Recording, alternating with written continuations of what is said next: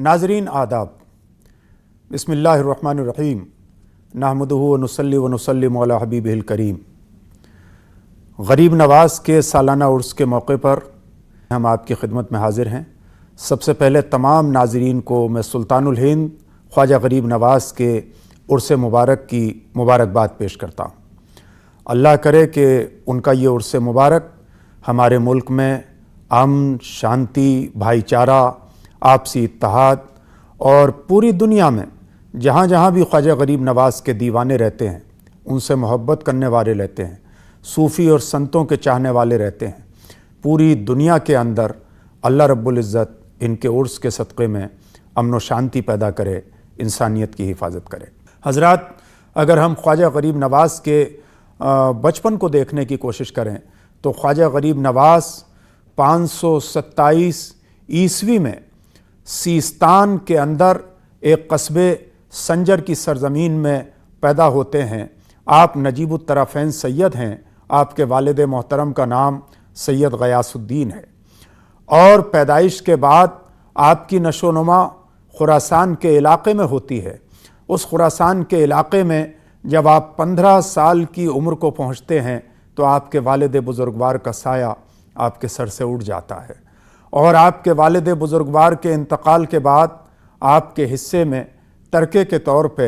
एक बाग़ आता है। उसी बागीचे की, उसी बाग़ की रेख देख में गरीब नवाज़ मसरूफ़ हो जाते हैं। एक दिन क्या हुस्न इत्तफ़ाक़ होता है कि एक बुज़ुर्ग हज़रत इब्राहीम कंदोज़ी जब आप अपने बाग़ को सैराब कर रहे थे, उसी बाग़ के अंदर तशरीफ़ ले आते हैं। जब आपके बाग़ के अंदर तशरीफ़ लाए तो ख्वाजा गरीब नवाज़ चूँकि बचपन से ही अपनी आदात में बहुत मुनफरिद थे, बुज़ुर्गों का, अपने बड़ों का इंतहाई एहतराम किया करते थे। आम बच्चों से आपकी सिफ़त, आपकी आदात बिल्कुल जुदा थीं। चुनांचे आप उनका आदाब बजा लाते हैं, अदब व एहतराम से उनको बैठाते हैं और उनकी खिदमत में कुछ खोशाए अंगूर यानी अंगूर के कुछ गुच्छे लाकर पेश करते हैं। वो बुज़ुर्ग अंगूर को खाने से इनकार फरमा देते हैं और एक खली अपने मुंह में चबाकर गरीब नवाज़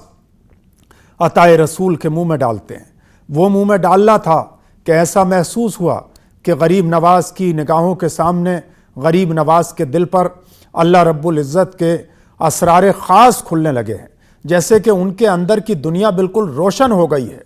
और उसको डालने के बाद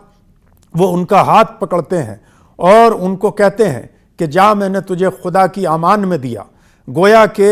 ये पहला कदम था जहाँ से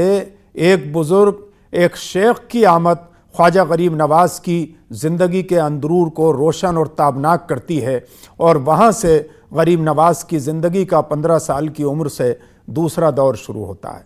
और फिर आप अपनी आला तालीम के लिए, मज़ीद तालीम हासिल करने के लिए समरकंद व बुखारा के सफ़र पर रवाना हो जाते हैं। समरकंद व बुखारा के अंदर हिफ्ज़ कलाम पाक करते हैं और तालीमात हासिल करते हैं, तज़किया और तसव्वुफ़ की तालीमात हासिल करते हैं और जब अपने आला तालीमी मराहिल मुकम्मल कर लेते हैं तो फिर अपने शेख की तलाश करने के लिए आप बगदाद शरीफ की तरफ चल पड़ते हैं। बगदाद शरीफ में जब आपने कदम रखा तो बगदाद शरीफ में जाने के बाद जब आपने लोगों से दरियाफ़्त किया तो ये पता लगा कि इस वक्त मौजूदा बगदाद की जो सबसे अजीम शख्सियत हैं, जो शयूख़ के शेख हैं, सबसे आला मकाम अगर किसी शख्सियत का है तो वो आपके होने वाले पीरो मुर्शिद हज़रत ख्वाजा उस्मान हारूनी का है। चुनांचे आप उस्मान हारूनी की खानकाह में पहुँचते हैं तो पता लगता है कि इस वक्त ख्वाजा उस्मान हारूनी नमाज अदा करने के लिए हज़रत जुनैद बगदादी की मस्जिद में तशरीफ़ ले गए हैं। ख्वाजा गरीब नवाज़ उसी वक्त उस मस्जिद का रुख करते हैं और उस मस्जिद में जूँ ही पहुँचते हैं तो इनके होने वाले मुर्शिद हज़रत ख्वाजा उस्मान हारूनी से मुलाकात होती है। ख्वाजा उस्मान हारूनी देखते ही फरमाते हैं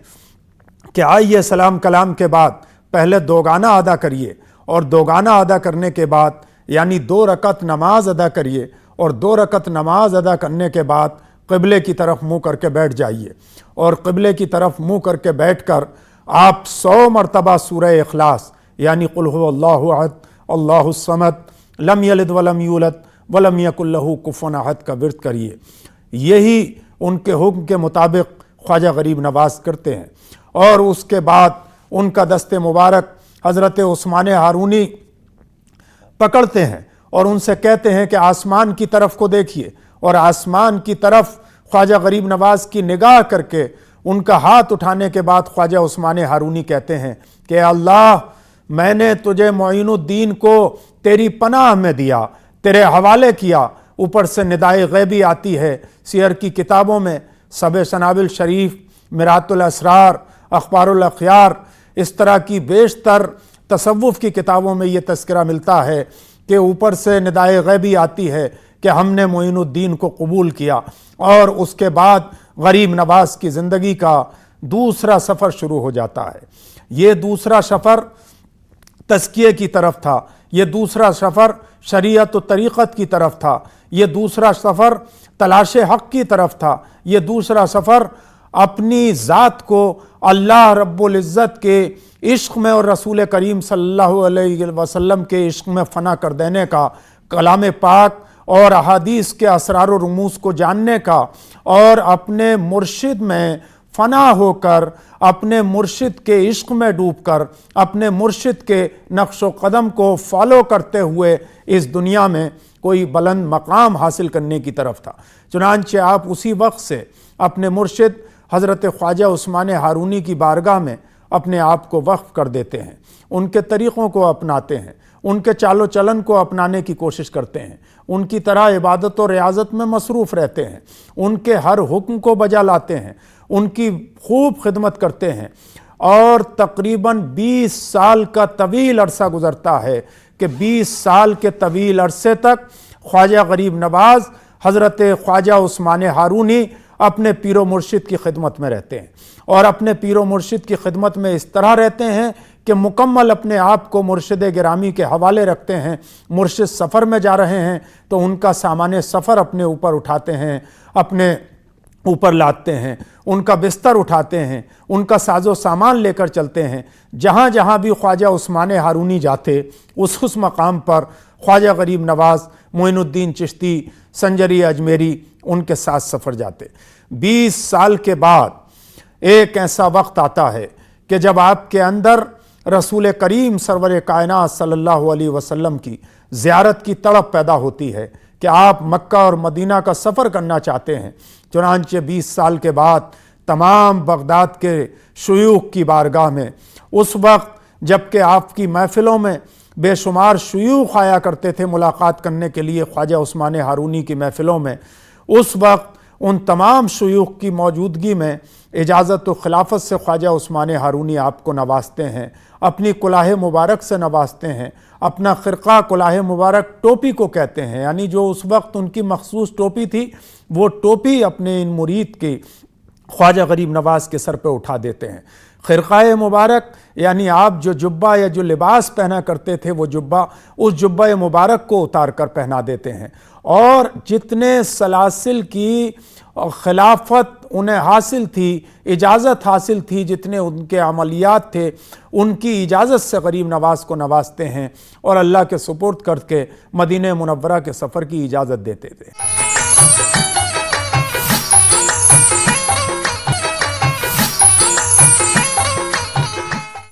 جب مدینہ منورہ کے سفر پر حضرت خواجہ غریب نواز نکلتے ہیں اور رسول کریم صلی اللہ علیہ وسلم کی بارگاہ میں پہنچتے ہیں تو عجیب واقعہ ہوتا ہے۔ آپ نے بارہا سنا ہوگا کہ جب بھی کوئی غریب نواز کا تذکرہ کرتا ہے تو غریب نواز کے اس واقعے کا ضرور بیان کرتا ہے کہ غریب نواز کو ہندوستان کی طرف تشریف لانے کی اجازت اور حکم کہاں سے ملا تھا۔ چنانچہ جب مدینہ منورہ رسول کریم صلی اللہ علیہ وسلم کے روضہ انوار پہ حاضری دیتے ہیں،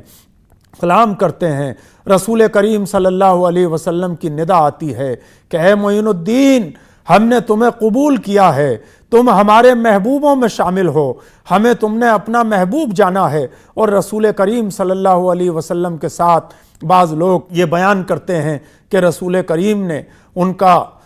استقبال کیا، اور رسول کریم صلی اللہ علیہ وسلم نے یہ بشارت دی کہ اے معین الدین، ہم تمہیں اجازت دیتے ہیں اور تمہیں حکم دیتے ہیں کہ تم ہندوستان کی طرف جاؤ، اور ہندوستان میں جانے کے بعد مخلوق خدا یعنی اللہ کے بندوں کی خدمت کرو، وہاں دعوت و تبلیغ کے فرائض انجام دو، وہاں پر لوگوں کو انسانیت نوازی کے کارناموں سے آشنا کرو، وہاں پر بھوکوں کی مدد کرو، وہاں پیاسوں کو پانی پلاؤ، وہاں پر حاجت مندوں کی حاجت پوری کرو، وہاں پر جو لوگ بھی تمہاری بارگاہ میں آئیں ان کا irrespective of caste, creed and religion، ذات پات اور مذہب کے فرق کے بنا سماج کی خدمت کرو، اس لیے کہ قرآن نے کہا ہے الخلق عیال اللہ، پوری مخلوق اللہ کا کنبہ ہے۔ اسی کو ہندوستانی سنسکرتی میں وسودیو کٹمبکم کہا گیا ہے، یعنی جو پوری دنیا ہے، جو پوری کائنات ہے، جو یہ ورلڈ ہے، جو یہ یونیورس ہے، یہ پوری ایک اللہ کا کنبہ ہے، جس کو شیخ سعدی نے کہا تھا بنی آدم اعضائے یک دیگرند، کہ all human being are limbs of each others، یعنی تمام جو انسانیت ہے یہ ایک دوسرے کا حصہ ہیں، یہ ایک دوسرے سے جڑے ہوئے ہیں۔ لہٰذا اگر ہم اللہ کے قریب ہونا چاہتے ہیں، رسول کے قریب ہونا چاہتے ہیں، اپنے مذہب کے مطابق اپنی آخرت کو آسان بنانا چاہتے ہیں، تو اس کا ایک زینہ جہاں اللہ کو راضی کرنا ہے اس کی عبادت کر کے، وہیں اس کا دوسرا اہم پہلو حقوق العباد ہے، اللہ کے بندوں کی خدمت کرنا، مخلوق خدا کی خدمت کرنا، اور یہ کام خواجہ غریب نواز نے اپنی پوری زندگی بچپن سے لے کر اور اپنے سفر آخرت تک کیا تھا۔ دیکھیے حضرات، ایسا نہیں کہ خواجہ غریب نواز کی آمد سے قبل ہندوستان میں مسلمان نہیں آئے یا اسلام کے نام لیوا نہیں آئے، لیکن فرق صرف اتنا ہے کہ اس سے پہلے جو لوگ ہندوستان میں آئے، چاہے وہ محمد ابن قاسم جیسے فاتح سندھ کی سرزمین پہ آئے ہوں، یا اس کے بعد کچھ عرب تاجر ساحلی علاقوں میں، جس کو ہم ویراول گجرات یا کیرلا کے علاقوں میں جن سرزمین کو ہم دیکھتے ہیں وہاں پر آئے ہوں، لیکن ان کے جو اثرات ہوئے وہ علاقائی سطح پر بہت مختصر سے ہوئے، اس لیے کہ ان کی آمد کا مقصد یا تو تجارت تھا، یا فتح و کامرانی تھا، یا حکومت تھا۔ غریب نواز کے آنے کا مقصد الگ تھا۔ غریب نواز ہندوستان کی سرزمین میں حکومت کرنے کے لیے نہیں آئے تھے، غریب نواز یہاں پر کسی راجا کو شکست دینے کے لیے نہیں آئے تھے، غریب نواز اپنے ہاتھ میں کوئی تلوار لے کر نہیں آئے تھے، غریب نواز اپنے ساتھ کوئی لشکر لے کر نہیں آئے تھے، غریب نواز کے پاس نہ کوئی فوج تھی، نہ غریب نواز کے پاس کوئی آرمی تھی، نہ غریب نواز کے پاس کوئی مال و دولت تھا کہ جس کا لالچ دینے کے بعد وہ دوسرے لوگوں کو اپنی طرف بلاتے۔ جب خواجہ غریب نواز نے ہندوستان کی سرزمین میں قدم رکھا تو اس وقت گو کہ معدود چند ہی ہندوستان کی سرزمین میں مسلمان تھے، اور یہ روایت ہے کہ خواجہ غریب نواز نے کسی بھی انسان سے یہ نہیں کہا کہ تم میرا کلمہ پڑھو، کسی کو بھی، لیکن ان کے کردار کو دیکھنے کے بعد ان کی دعوت پر لبیک کہا۔ جب خواجہ غریب نواز مختلف سفر کرتے ہوئے اجمیر کی سرزمین میں پہنچتے ہیں، لوگوں نے بتایا کہ ایک کوئی فقیر آیا ہے اور وہ فقیر یہ کہتا ہے کہ انسانیت پر ظلم نہ کیا جائے، تمام لوگوں کو ذات پات کے فرق کے بنا گلے لگاتا ہے، جو بھوکے اس کے پاس جاتے ہیں انہیں کھانا کھلاتا ہے، جو پیاسے جاتے ہیں انہیں پانی پلاتا ہے، اپنی آنکھوں کو بند رکھتا ہے، رات دن عبادت و ریاضت کرتا ہے، کوئی اگر اس سے دعا لینے کے لیے آتا ہے اسے دعا دے دیتا ہے، مریض جاتا ہے تو صحت مند ہو جاتا ہے۔ چنانچہ اس وقت اس نے سب سے پہلے تو آنا ساگر کا پانی بند کرایا، اور جس وقت جو ڈھول تماشے ان کے بج رہے تھے، خواجہ غریب نواز نے کہا کہ بھئی اس ڈھول تماشے کو تھوڑی دیر کے لیے بند کر دیا جائے، اس کی پاداش میں وہ آپ کے پانی کو بند کرا دیتے ہیں۔ تب خواجہ غریب نواز اپنے خادم کو ایک کٹورا لے کر آنا ساگر کے کنارے بھیجتے ہیں اور کہتے ہیں کہ جاؤ اس آنا ساگر سے کہنا کہ تمہیں غریب نواز نے بلایا ہے، تمہیں معین الدین نے بلایا ہے۔ جو ہی وہ اس پانی سے کہتا ہے تو آنا ساگر کا جو اتنا بڑا تالاب ہے وہ تالاب سمٹتا ہے اور پورے کا پورا تالاب ایک کٹورے کے اندر بھر جاتا ہے اور وہ خواجہ غریب نواز کی بارگاہ میں لے کر آ جاتا ہے۔ اب اس کے بعد جب بادشاہ کا لشکر پریشان ہوتا ہے تو بادشاہ خود منت و سماجت کے لیے غریب نواز کی بارگاہ میں حاضر ہوتا ہے اور غریب نواز اس پانی کو واپس کر دیتے ہیں اور پھر تمام لوگ اس پانی کو پیتے ہیں، اور اس وقت سے لے کے آج تک انا ساگر کا پانی اسی طریقے سے جاری و ساری ہے، کبھی وہ پانی نہیں سوکھتا ہے۔ اس کے بعد بادشاہ اپنے ایک بہت مشہور جوگی جے پال کو بلاتا ہے مقابلے کے لیے۔ اس نے یہ سوچا کہ شاید یہ کوئی انسان جادوگر ہے، لہٰذا جو اس وقت کا سب سے بڑا جادوگر جوگی جے پال، ان جوگی جے پال کو بلاتے ہیں، اور جوگی جے پال اپنے جادو کے ذریعے اڑنے کی کوشش کرتے ہیں غریب نواز کے سامنے، اور جب وہ جادو کے ذریعے اڑتے ہیں تو غریب نواز اپنے پیر میں جو کھڑاؤں پہنا کرتے تھے، جس کو لکڑی یا لوہے کی جو کھڑاؤں ہوا کرتی تھیں، آج کے زمانے میں ہم لوگ چمڑے کا جوتا پہنتے ہیں، اس زمانے میں لکڑی یا لوہے کا ہوا کرتا تھا، اپنے ایک ہاتھ سے اس کھڑاؤں کو ہوا کی طرف پھینکتے ہیں، بلند کرتے ہیں، تو وہ کھڑاؤں جوگی جے پال کے چہرے پر مارتی ہوئی جوگی جے پال کو نیچے اتار لاتی ہے، اور جوگی جے پال جب اس منظر کو دیکھتے ہیں تو ان کا کلمہ پڑھ لیتے ہیں، اشہد ان لا الہ الا اللہ محمد رسول اللہ، اور مسلمان ہو کے ان کا نام عبداللہ بیابانی ہو جاتا ہے۔ اور ان کی ڈیوٹی یہ ہوتی ہے کہ اگر کوئی مسافر راستہ بھٹک جائے، کوئی راستہ بتانے والا نہ ہو، وہ راستہ بہک جائے، راستے میں پریشان ہو، تو وہ خواجہ غریب نواز کے وسیلے سے یا وہ جوگی جے پال کو یاد کرے تو وہ بھولے بھٹکوں کو صبح قیامت تک راستہ بتانے کا کام کرتے ہیں۔ نبیوں میں یہ کام حضرت خضر علیہ السلام کو عطا ہوا تھا، جنہوں نے آب حیات پی لیا ہے، جو ہمیشہ زندہ رہیں گے، کہ وہ بھولے بھٹکوں کو راستہ بتاتے ہیں، اور ولیوں میں یہ مقام خواجہ غریب نواز کو حاصل ہوا۔